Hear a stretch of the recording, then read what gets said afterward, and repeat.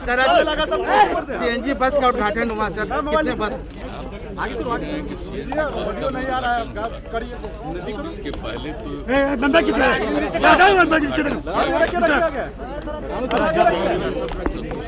ही नहीं रहा। अरे नीचे हम लोग बोल रहे वहाँ पे ऑडियो नहीं आ रहा। कैमरा में घुसा दो प्रदूषण का पता चला जा रहा था। अरे नीचे रखिए ना भाई। ये काम किया गया है, इससे प्रदूषण नहीं हो सकता है और लोगों को सुविधा होगी और हर प्रकार की सुविधा आप जानते हैं, पिछली बार भी बताया नीचे भाई जो इलेक्ट्रिकल बस था और आज भी जो बस का गौतम नीचे कर किया गया है उसमें भी हर तरह की सुविधा है, बैठने की प्रोटेक्शन का भी पूरा का पूरा ख्याल रखा गया है। बाकी आप जानते हैं कि जिस तरह से लोगों को बीमारी के इलाज के लिए गाँव से भेजना पड़े अस्पताल, उसमें काफ़ी दिक्कतें थी, कम था। अब उसी को ध्यान में रख करके आप देख रहे हैं कि हम लोगों ने जो तय किया है, पहले से जो योजना बनी हुई है उसी में भी ये तय कर दिया कि हर एक ब्लॉक में 2 लोगों को दिया जाएगा 2 लाख रुपये तक की मदद और अधिकतम 2 लाख रुपये तक की मदद की जाएगी एम्बुलेंस के लिए। तो उसी हिसाब से आप देख रहे हैं कि इतने जल्दी 350 लोगों का हो गया और ये लक्ष्य है कि इस साल के अंत तक पूरा जो कुछ भी है हर एक प्रखंड में 2 का वो पूरा हो जाएगा और 800 अभी कुछ दिन के बाद भी और होने वाला है। ये जैसा बताया गया है कि अक्टूबर महीने तक वो भी हो जाएगा। तो इस तरह से जो एम्बुलेंस की सुविधा हो जाएगी, जो देख रहे थे कि अभी जो कोरोना का दौर चला है उनको कहीं से भेजने में काफ़ी तरह की दिक्कतें आई थी। एक तो उसको भी देखते हुए और कोरोना तो आज है, कल किसी भी प्रकार की बीमारी का कोई सामना करे तो उसको अस्पताल ले जाने में कोई दिक्कत नहीं, नंबर 1। और नंबर 2 दूसरी बात है कि जो एक्सीडेंट वगैरह होता है रोड्स पर, तो आप जानते ही हैं कि अब इतना ज़्यादा सड़क बन गया है, बहुत ही बड़ी बड़ी सड़कें बनी हैं, सब कुछ किया गया है, लेकिन फिर कहीं ना कहीं सड़कों पर दुर्घटनाएं होती हैं और अगर कोई उस इलाके का आदमी दुर्घटना का पीड़ित है तो उसको तत्काल इलाज के लिए, उसके बचाव के लिए अस्पताल वगैरह में पहुंचाना है, तो अगर एम्बुलेंस नहीं होने पर तो दिक्कत होती है। एक सीमित समय रहता है, अगर उस बीच में इलाज शुरू हो जाए तो उनके बचने की संभावना रहती है।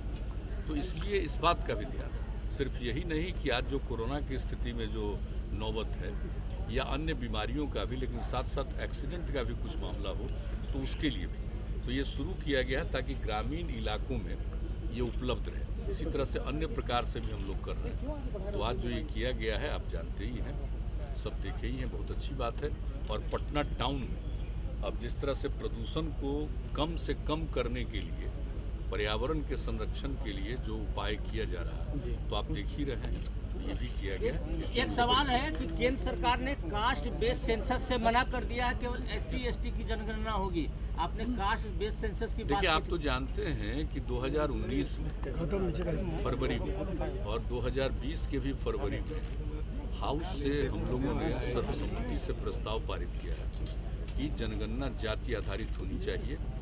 और इसके बारे में तो बराबर आप जानते हैं कि हम लोग का जो विचार है वो आप जानते हैं 90 से ये दिमाग में बात आई और उसके बारे में हम कई बार बता चुके हैं, लेकिन यहाँ पर भी हाउस के अंदर भी इन बातों को रखे 2019 में भी और 2020 में भी, तो वहाँ से भी हम लोगों ने सर्वसम्मति से प्रस्ताव भेजा है। हम तो आग्रह करेंगे कि एक बार जरूर करना चाहिए। अब 10 के बाद कुछ दिन के बाद लोगों ने किया था कास्ट का सेंसस किया, तो उसका तो कोई मतलब आया नहीं, ठीक से हुआ नहीं।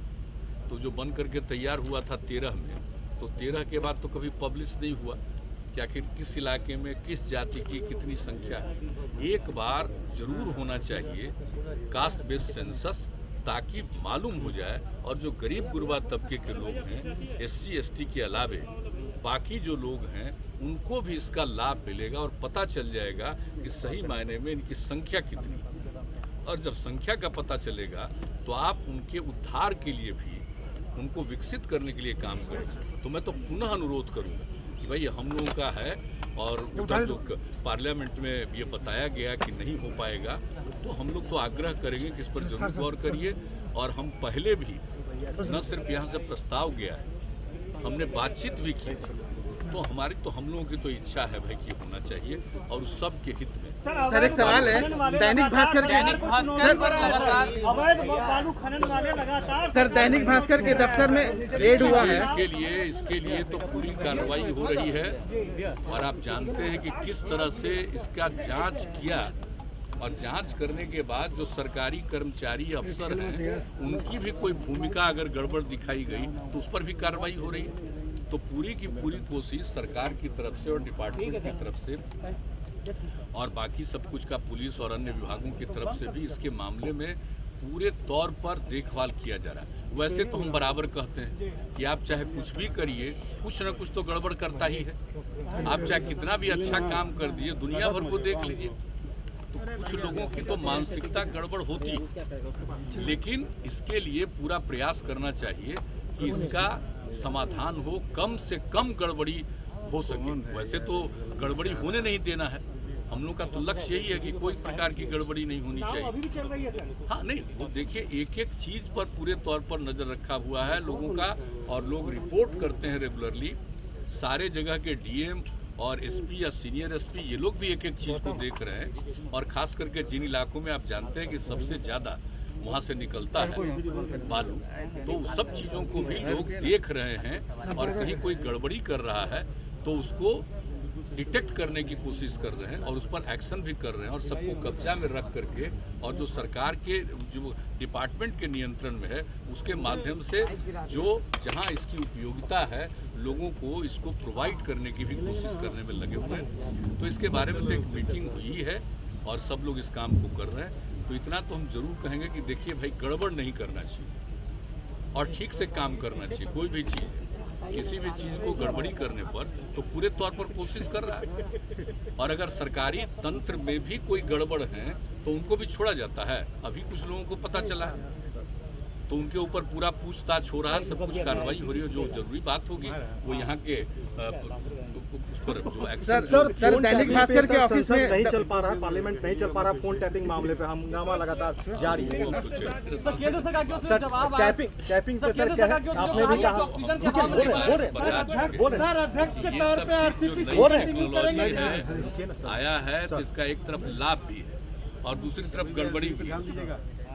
लोगों की चीज़ों को देखने के लिए, नियंत्रित करने के लिए बहुत तरह की बात है, तो इस पर तो निश्चित रूप से पूरे तौर पर कार्रवाई होनी चाहिए। देख रहे हैं केंद्र सरकार ने तो कहा ही है, केंद्र सरकार ने तो कहा ही है इसके बारे में कि जो गलत चीज़ें उस पर एक्शन होना चाहिए। तो इसलिए इसके बारे में तो सब लोगों की राय होनी चाहिए कि कभी भी किसी को तंग नहीं करना चाहिए और किसी को भी इस तरह से उसके चीज़ों को अपने नियंत्रण में लेने की कोशिश नहीं होनी चाहिए। जो नई टेक्नोलॉजी आई है आप जानते हैं उसका तो दो पहलू है ही, दो पहलू तो हो ही गया है। एक तरफ सबको लाभ है और दूसरी तरफ लोग उसी के माध्यम से नुकसान भी करते हैं। तो ये चीज तो आगे आप देखें। सर ऑक्सीजन मामले पर सर बात कहा गया कि ऑक्सीजन से मौत नहीं हुई है सर संसद में। ऑक्सीजन के बारे में तो जितना काम किया जा रहा है जरा देख लीजिए और अच्छी तरह जान लीजिए कि जो कुछ भी अचानक जो ऑक्सीजन की जरूरत पड़ी तो सब जगह की थोड़ी दिक्कतें आई, लेकिन उसको फिर से हर तरह का समाधान किया गया और उसके लिए जितनी तैयारी है कि कोरोना ही नहीं किसी भी तरह से बीमारियों में किसी प्रकार से ऑक्सीजन की कोई दिक्कत नहीं हो, कोई कमी नहीं हो, इसके लिए सारा हो रहा। सारे अपने अस्पतालों में जो आपका मेडिकल कॉलेज और ये सब है, अस्पताल भी है, सब जगह और दूसरे जगहों पर भी पूरे तौर पर तैयारी चल रही है। आप समझ लीजिए अगले महीने में बहुत कुछ पूरा हो जाएगा। कुछ जगहों पर तो पूरा हुआ है, लेकिन ये उम्मीद है जो बराबर रोज प्रतिदिन उसके बारे में क्या डेवलपमेंट उसकी रिपोर्ट आती है हमारे पास, तो उस हिसाब से ऐसा लगता है कि अगले महीने में पूरे तौर पर ये सब काम हो जाएगा। सर जदयू के राष्ट्रीय अध्यक्ष आरसीपी सिंह जी रहे। सब चलिए ना भाई, वहाँ ना कुछ दिन ना सबको पता चलेगा। ऐसे ही काहे के लिए? ठीक है सर, ठीक है, धन्यवाद सर, थैंक यू।